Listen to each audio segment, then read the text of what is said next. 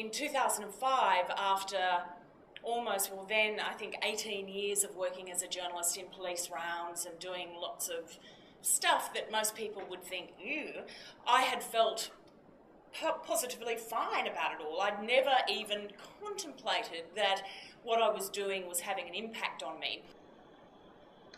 And of course, John, it's not all over yet. There's a lot of work to go.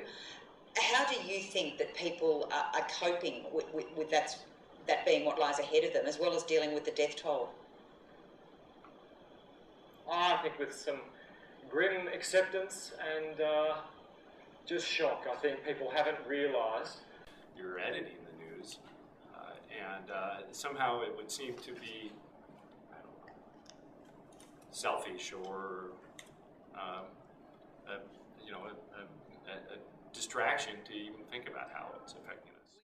And I think it's a real barrier to taking care of yourself, because you need to do that to tell the story. And then you're like, why? Well, it's sort of I've heard the term self-indulgent or selfish. And yeah.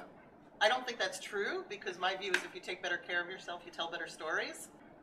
Air Force One was wheels up about 1 o'clock. An hour later, the shots rang out at Maur.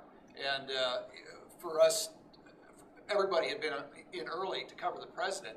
Everybody stayed until well into the early morning hours of the next day.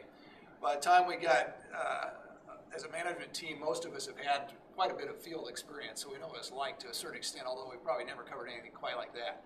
But after we did the 10 o'clock show, we kind of all got together as a management team and made sure we talked to all the reporters that have been on the field and see if they needed, how they were doing, that type of thing.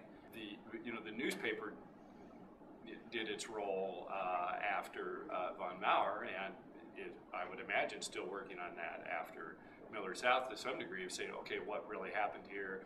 What went right? What went wrong? What can we learn from this? And that's still happening.